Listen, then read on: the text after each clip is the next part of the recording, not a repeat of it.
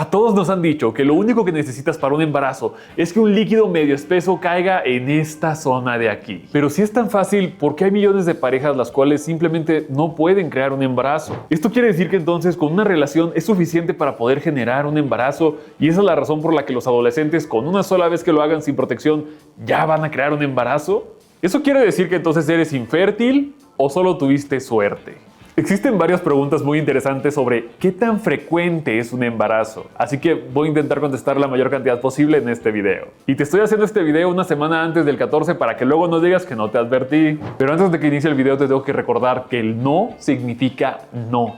Todo tiene que ser consensuado. No juegues con las personas, no te arriesgues a tener una enfermedad de transmisión y sobre todo no te arriesgues a traer una nueva vida a este mundo si es que no estás preparado para ello. Sin más que decir, vamos al video de hoy. Casi se me olvida. Hola, soy el Dr. Polo Guerrero y el día de hoy, ¿qué tan probable es un embarazo? Realmente no es ninguna novedad que Latinoamérica presenta una de las tasas más altas del mundo en embarazo adolescente. Aproximadamente 61 nacimientos por cada 1000 mujeres de entre 15 y 19 años, esto en el año 2020. Pero en 2022 se sugirieron tasas de aproximadamente 69 embarazos no planeados por cada 1000 mujeres. Y quizá con estos números tú digas, bueno, no son tantos. Aquí hay dos cosas que te quiero recalcar. La primera es que cuando mencionan los 61 embarazos, solo dice embarazos, pero no dice cuántos fueron de alto riesgo, cuáles fueron cesárea, en cuáles hubo complicaciones o cuántos de ellos sí llegaron a terminar durante todo el periodo de gestación y demás cuestiones. Así que recuerda que entre menor sea la persona, más riesgo hay de complicaciones, tanto por la anatomía que podemos llegar a encontrar, como también por el riesgo que se supone para el cuerpo tan chiquito que corresponde. Espero no haberte hecho muchas bolas y también vamos a intentar tratar este video con la mayor discreción posible para que la información pueda llegar a todos los lugares en donde tiene que ser escuchado. Y el segundo punto que te quería recalcar es que no parecen ser tantos embarazos, pero sí es una de las tasas más importantes a nivel mundial. Al hablar de embarazos de cuestiones espontáneas, tenemos que hablar de que mínimo hay 2 personas involucradas. Con todo esto, hay un punto de corte muy importante para decir en qué momento una persona ya puede generar un embarazo. Que no es lo mismo decir que pueda a que deba, porque esas ya son cosas que a mí no me corresponde decir. Pero biológicamente hablando, hay edades. Fisiológicamente hablando, un adolescente que ya ha iniciado con los ciclos ovulatorios regulares es fértil, del mismo modo que una mujer adulta joven. La fertilidad femenina comienza tras la menarca. Esto quiere decir la primera regla de cualquier mujer. Esta se va a presentar comúnmente entre los 10 y los 14 años. Obviamente sabemos que cuando hablamos de estas regulaciones no hay un criterio así que diga 100% todas las mujeres van a iniciar de 10 a 14. Va a haber mujeres que pueden iniciar a los 9, a los 8, como puede haber mujeres que inician a los 15 o 16. Si hay una edad establecida para decir esto ya no es normal, que sería arriba de los 16 años. Si no has tenido la regla y ya tienes más de 16, sí es momento de ir al ginecólogo. Entonces, fisiológicamente hablando, una mujer que ya haya tenido su primera regla prácticamente ya es fértil. Esto no quiere decir que mentalmente y todo lo demás relacionado que esté preparada para un embarazo, pero que se puede hacer, se puede hacer. Desde que la mujer nace ya tiene la cantidad de óvulos contados. A esto se le conoce como la reserva ovárica. Pero el pico de mayor fertilidad está en promedio entre los 20 y 30 años. Esto es no solo por las condiciones hormonales de la mujer, sino incluso por las variaciones anatómicas que puede haber. Y bueno, al final del día yo creo que a los 30 ya tendrías una idea más clara de si quieres o no tener hijos. Pero esta fertilidad comienza a bajar entre los 30 y 35 años, siendo entre los 35 y 40 la caída más drástica. Pero te lo repito, estos números no son universales. Va a haber mujeres que a los 17, 18 años ya puedan tener unas cualidades fértiles como de una mujer de 25, así como puede haber mujeres de 37, 38 que sigan conservando fertilidad. Es inespecífico, pero bastante personalizado a cada tipo de persona. En el caso del varón es mucho más sencillo. Entre los 12 y 14 años va a empezar el proceso de espermatogénesis. O sea, va a poder crear movimientos. A diferencia de la mujer, el varón puede estar toda la vida generando esas nuevas células para poder formar un embarazo. ¿Cuál va a ser el punto de corte? A partir de los 40 años puede haber una ligera disminución, pero esto ya depende un poco más del estilo de vida del hombre. Pero lo repito, en el caso de la mujer, los óvulos ya vienen marcados desde el nacimiento. Ahí sí no hay otra cosa que hacer. Sin embargo, las tasas de embarazo en adolescentes suelen ser más elevadas por varias razones. Entre ellas, que el inicio de la regla puede ser regular, pero después, con los cambios hormonales, puede llegar a variar. Y lo segundo es por la falta de información hacia el uso de métodos anticonceptivos. Pero antes de continuar, voy a necesitar que mujeres recuerden cuándo fue su fecha de última regla, que traigan un calendario y vamos a explicar un par de cositas. El ciclo menstrual es algo que nos enseñan desde la secundaria, pero siempre hay algunas dudas que son bastante importantes para aclarar. En este caso vamos a tomar a febrero como el mes de referencia. Normalmente y comúnmente se dice que el ciclo menstrual es de 28 días. Esto es lo que nos enseñan en las escuelas de medicina, es lo que está estandarizado. Pero recuerda que el ciclo menstrual puede durar en promedio entre 21 y 35 días, con un tiempo de sangrado de 2 a 7 días. Esto es lo normal. Si un ciclo dura más de 35 días, es suficiente motivo para investigarle. Y si hay más de 7 días de sangrado, también. El ciclo se puede dividir en 3 fases. Los primeros 13 días se van a considerar como la fase folicular. En la literatura, el día 14 sería el día de la ovulación. Y finalmente, del día 15 al día 28 sería la fase lútea. En cada una de estas 3 fases va a haber algo importante que recalca el tema de que pueda o no pueda haber un embarazo. Ahora, durante la fase folicular es donde va a ocurrir la menstruación. Supongamos que el primer día de regla fue el domingo primero. Esta, te digo, puede durar desde 2 hasta 7 días en un promedio de 4 a 5. Entonces sería 1, 2, 3, 4, jueves 5 debería dejar de sangrar.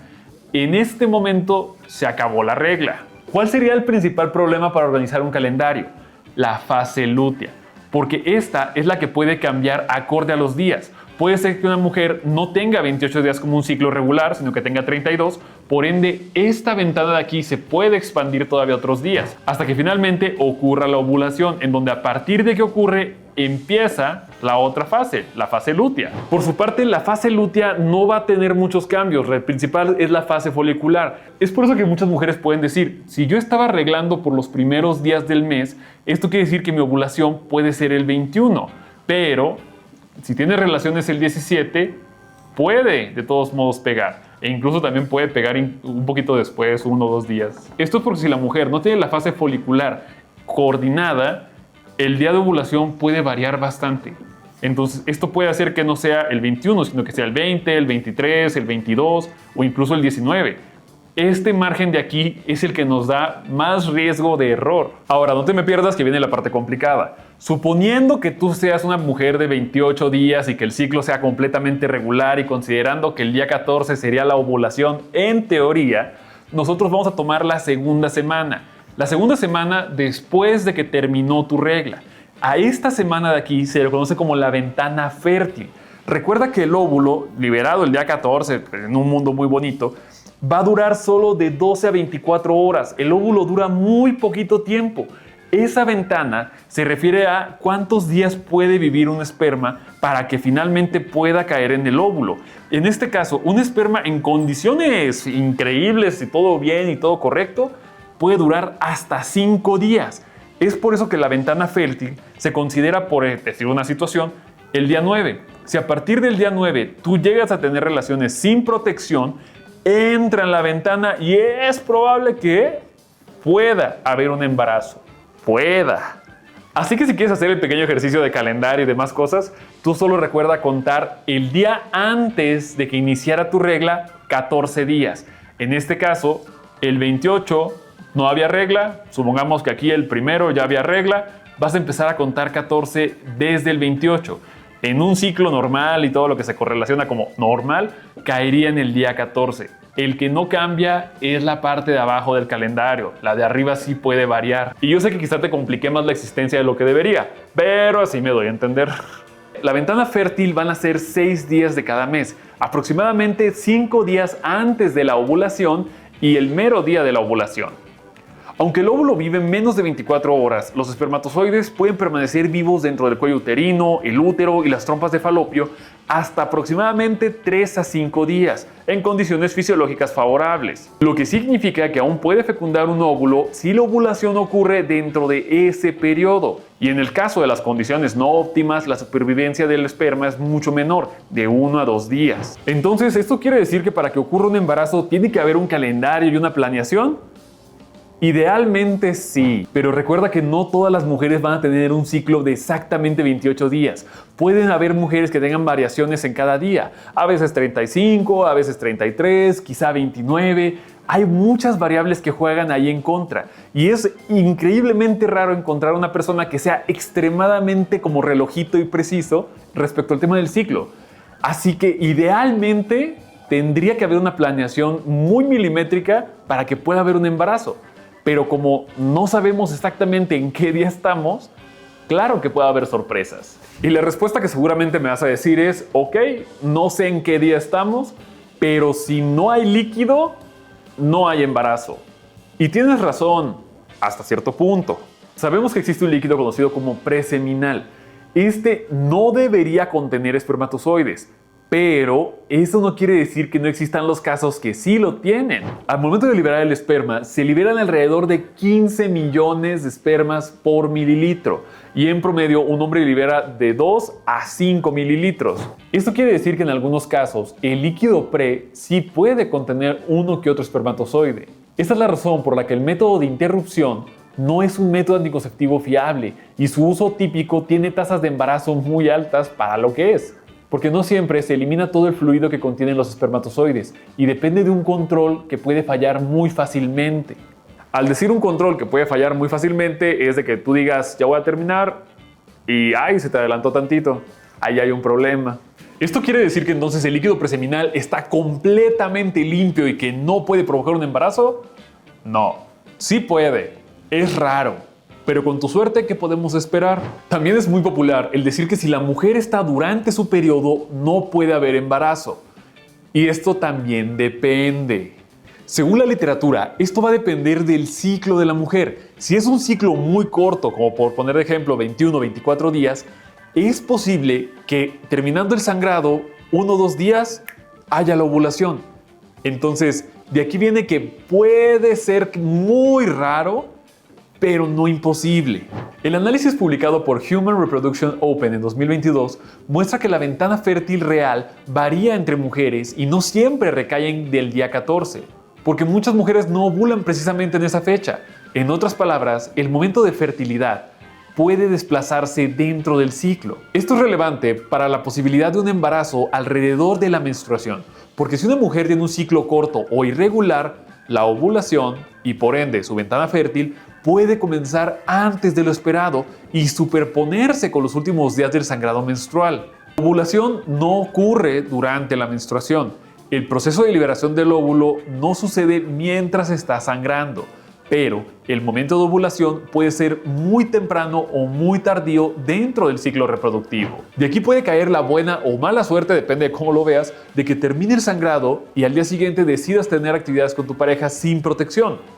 Eso puede abrir el tiempo de los 5 días para la ventana fértil. Te digo, aquí se pone complicado el asunto.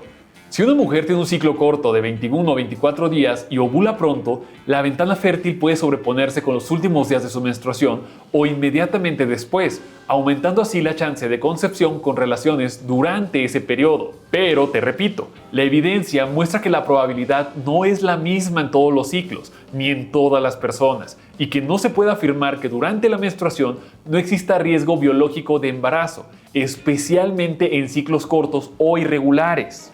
Y a todo esto también recuerda lo que te mencioné de los días de sangrado. Hay mujeres que pueden sangrar 3 días, hay mujeres que pueden sangrar 4 días. Si tienes un ciclo corto con días de sangrado largos, es donde se puede llegar ahí a sobreponer medio raro. Y en todo caso, si tu ciclo de sangrado es muy corto, por poner un ejemplo, 3 días, esto también adelanta un poco esa ventana de fertilidad. Así que son cositas para ponerse a pensar y muy individualizadas. Pero ¿el riesgo es cero? No, nunca va a ser cero. ¿Cuál sería la recomendación? Iniciar en los primeros días de sangrado y conocer el ciclo. Pero te digo, hay mucha matemática detrás de esto.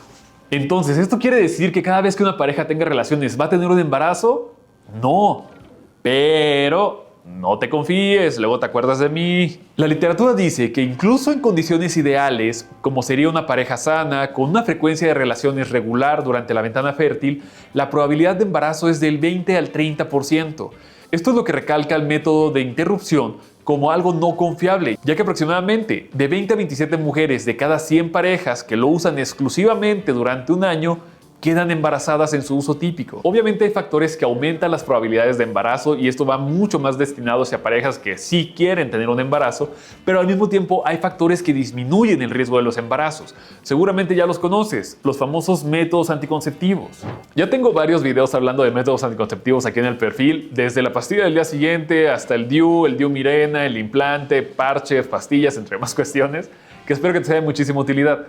Pero lo que sí quiero recalcar es que el único método que disminuye las probabilidades de una enfermedad de transmisión es el preservativo. Ya se hace masculino o femenino, pero esa es la única barrera física que disminuye las probabilidades de un contagio. No va a ser un 100% porque realmente el preservativo no te cubre todo el cuerpo. Claro que existe un riesgo, pero sí disminuye la probabilidad de que, pueda o no ocurrir una transmisión. Así que la posibilidad de un embarazo depende del tiempo de exposición. En un mes, 29% de las parejas tendrán un embarazo. Antes del año, del 68 al 90%.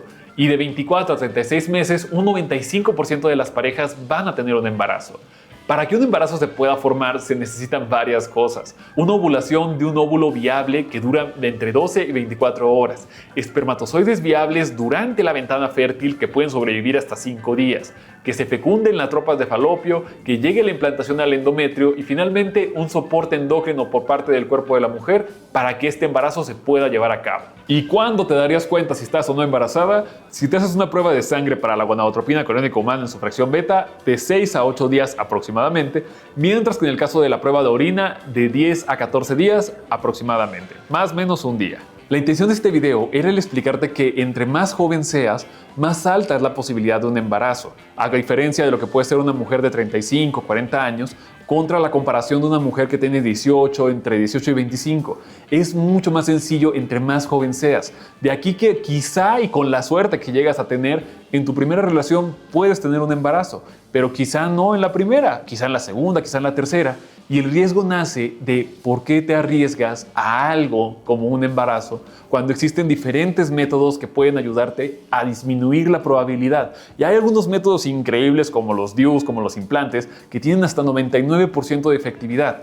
Así que mira, formar un embarazo no es tan fácil, pero tampoco es tan complicado. Al final del día podemos decir que es una ruleta, porque o tienes la facilidad o no la tienes. Pero te quieres dar cuenta de que tienes la facilidad a los 18 o a los 29.